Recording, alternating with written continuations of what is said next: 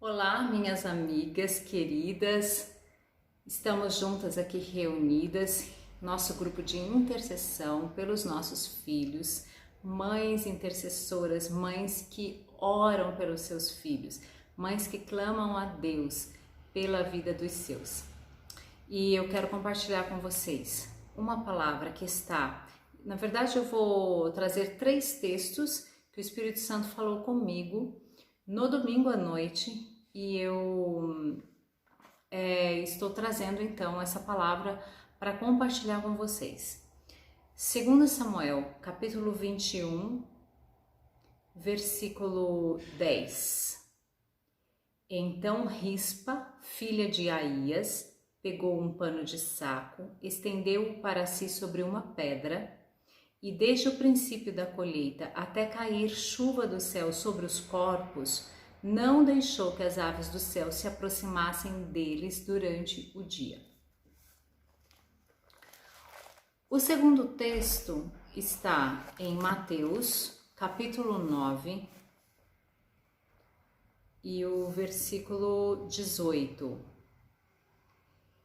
Enquanto ainda lhes dizia essas coisas, chegou um dos chefes da sinagoga e, ajoelhando-se, disse: Minha filha acaba de morrer, mas vem, impõe-lhe a mão e ela viverá. E o último texto está em Lucas, capítulo 7, versículos 11 e 12. Pouco depois, ele seguiu viagem para uma cidade chamada Naim, e seus discípulos e uma grande multidão o seguiam. Quando chegou perto da porta da cidade, estavam levando para fora um morto, filho único de uma viúva, e uma grande multidão da cidade o acompanhava. Bem, esses 3 textos, eles dizem a respeito de um velório. O velório é uma situação que ninguém gosta de estar. É onde nós ficamos ali cuidando, velando os últimos momentos de alguém que morreu, de alguém que faleceu. E deixa eu só ajustar um pouquinho aqui subir um pouquinho aqui.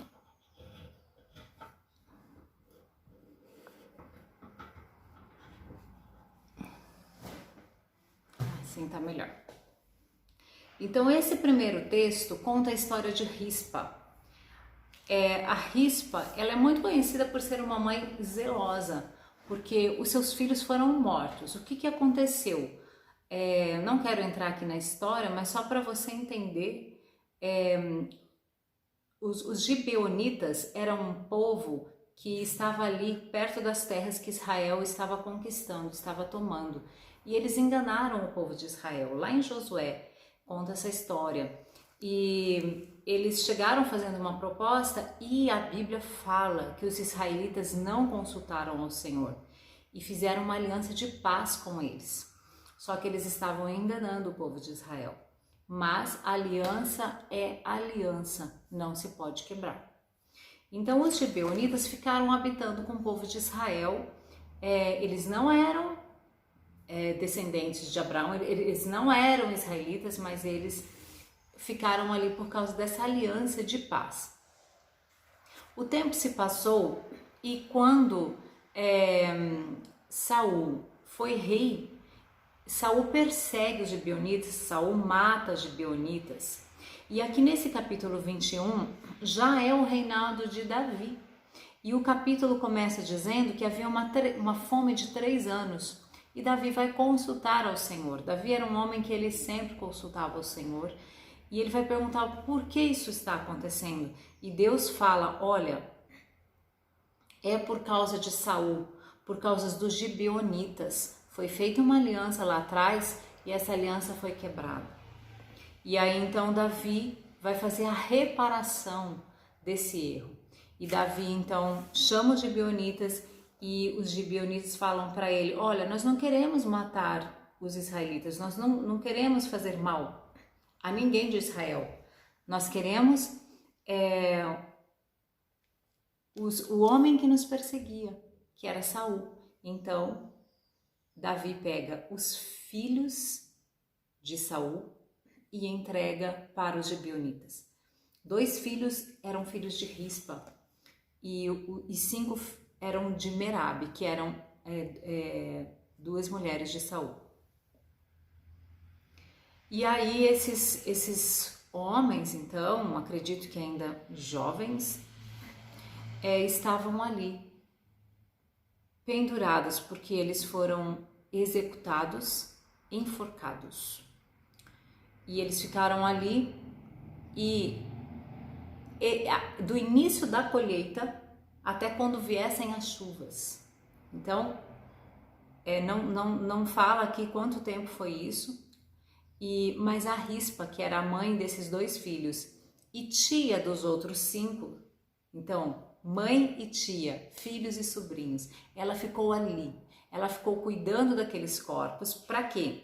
Para que as aves do céu não viessem comer, para que essas aves, né, que vêm comer a carne, que eles não acontecesse isso. Ela fica ali cuidando, ó, diz que desde o princípio da colheita até cair chuva do céu sobre os corpos, ela ficou dia e noite, para que os animais selvagens não se achegassem. Dia e noite é um trecho que nos chama, é uma frase que nos chama a atenção, uma expressão, porque a palavra de Deus, quando se trata de intercessão, ela fala dia e noite. Nós podemos ver nos profetas, depois Isaías,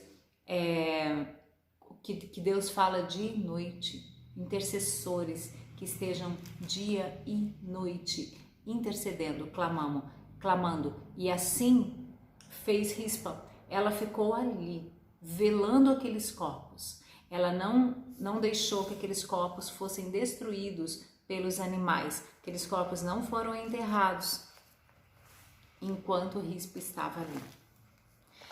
O outro texto também fala de uma situação de velório. Jairo chega para Jesus. O texto de Mateus diz que ele chega dizendo: minha filha acaba de morrer. Em outro o evangelho diz que ele chegou e falou: olha, minha filha está muito doente. E aí, porque Jesus foi atender aquela mulher do fluxo de sangue, nessa demora acabou que a menina morreu. E as pessoas chegam para ele e falam: olha, sua filha já morreu, para de incomodar o mestre. Mas o fato é que aqui nós temos mais uma situação. Aqui é um pai que tem uma menina que morre. Mais um velório, que também não foi enterrado. Não foi enterrado. Essa menina não foi enterrada. E o terceiro texto é a viúva de Naim. Uma viúva, a gente sabe que naquela época a mulher, ela dependia ou do marido ou do filho mais velho que cuidasse dela. Ela era viúva e agora o filho, que era o filho único, morre. E ela estava ali. Conta que ela estava chorando. Jairo, quando ele chega para Jesus, ele se ajoelha e ele clama, ele pede para Jesus: vem à minha casa. Essa viúva diz que ela estava chorando, havia muito choro. Essas 3 situações, nós temos uma situação de morte, nós temos uma situação de velório, prestes a serem enterrados. A mensagem que eu tenho para dizer para você, que eu quero deixar aqui registrado para que você tome posse, é que você não enterre os seus filhos. Quantas vezes você olha para os seus filhos e perde o ânimo, perde a esperança? Você pensa assim: eu já fiz tudo que eu tinha que fazer, não tem mais jeito. É assim que nós ficamos quando estamos num velório. Não tem mais o que fazer, já foi feito tudo, já morreu. O que resta é enterrar. E muitas vezes esse sentimento vem no seu coração, de enterrar, de deixar para lá, acabou. Mas enquanto você estiver cuidando, enquanto você estiver com a esperança, eu quero dizer para você: Jesus está por perto, não perca a esperança. Ele está por perto. Aqui Jairo era um homem, ele era chefe da sinagoga. Provavelmente ele era um homem conhecido e que ele era um homem antenado, ele sabia o que estava acontecendo. Quando ele ouve as notícias sobre Jesus, o que Jesus estava fazendo, ele não pensa duas vezes. Afinal de contas, se tratava da filha dele. O que nós não fazemos pelos nossos filhos? Nós fazemos qualquer coisa para que eles estejam bem, para que eles tenham saúde, para que eles vivam, para que eles tenham uma vida com Deus. E nós, nesse grupo de intercessores, é isso que nós estamos fazendo. Nós estamos buscando o Senhor, clamando pela vida deles. Jairo chega e a Bíblia diz que ele se ajoelha, ele se prostra. A rispa estava lá dia e noite. Ela se senta sobre uma pedra, põe um pano de saco, se senta ali e fica ali. Morreram, foram enforcados.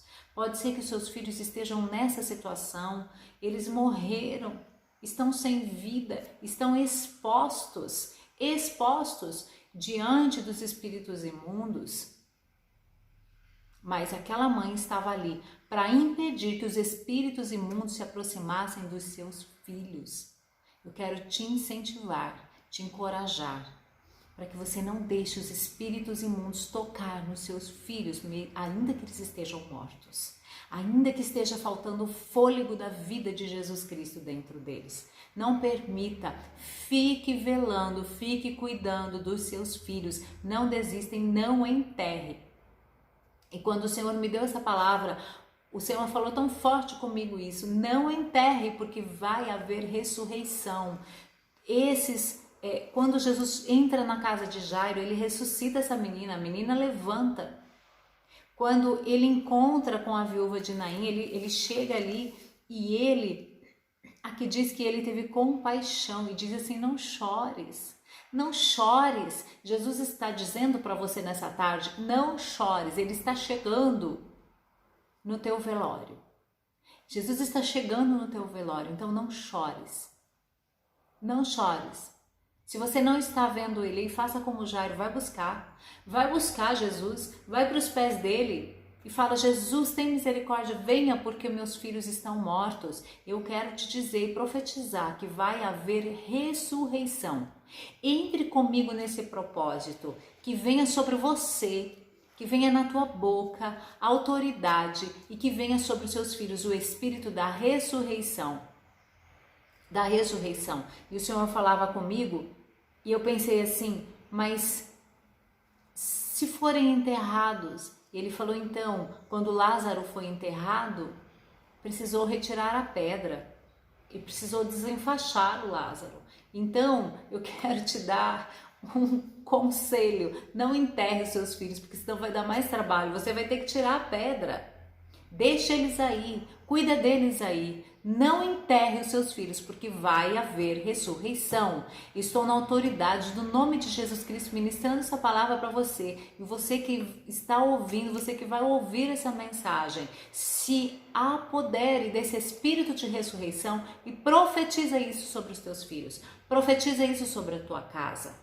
Não enterra, não desista. Quando Jesus chega, a vida chega, porque Jesus é vida. Ele venceu a morte, ele ressuscitou, ele foi o primogênito da ressurreição, para que todos nós também pudéssemos ressuscitar e assentar com ele nas regiões celestiais. Então não enterre porque vai ressuscitar. Jesus chega e ele é vida. Onde está a vida não pode ter morte. Onde ele está não tem morte. Onde ele está não tem treva, porque ele é luz. Onde ele está não tem doença, porque ele é saúde. Jesus é a ressurreição e a vida. A palavra de Deus diz, aquele que crê em mim, ainda que esteja morto, viverá. Eu quero dizer para você que você pode crer pelos seus filhos, que você pode interceder dia e noite. Não desista, não permita que os espíritos imundos venham comer a carne dos seus filhos. Não enterre os seus filhos, não enterre.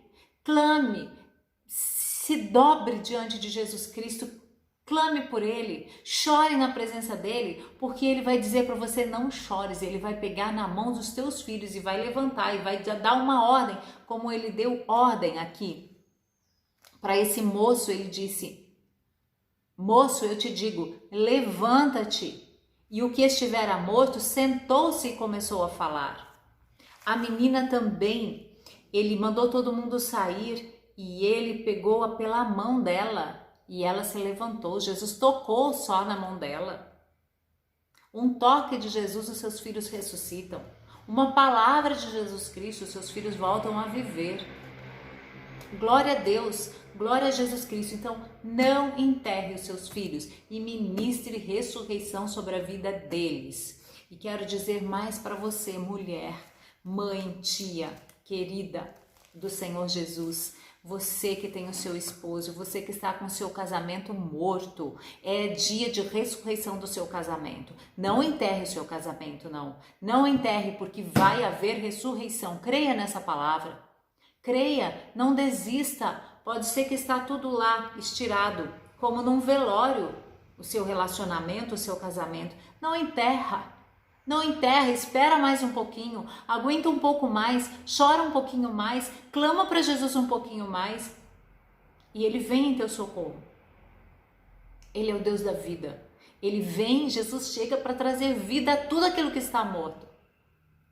Lá no Gênesis diz que a terra era sem forma e vazia, não tinha sentido, não tinha ordem, era o caos. Mas quando Deus dá uma palavra, o Espírito estava ali se movendo e Jesus Cristo se revela na criação. E todas as coisas acontecem por meio dele, para ele, por ele. Assim diz o apóstolo Paulo.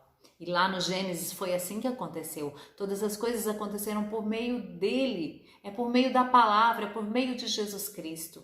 Então ele é esse nosso rei, esse nosso amigo que chega e que traz vida a tudo aquilo que morreu. Eu quero te encorajar a você a profetizar, a crer nessa palavra, tomar posse dessa palavra e a profetizar ressurreição sobre os seus filhos, ressurreição sobre o seu casamento, em nome de Jesus Cristo.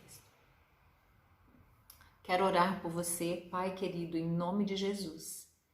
Que venha o Espírito da ressurreição sobre cada uma das minhas amigas, cada uma que vai ouvir esta palavra. Venha o Espírito da ressurreição sobre elas, que elas tenham essa autoridade, que elas ministrem com fé a tua palavra de ressurreição.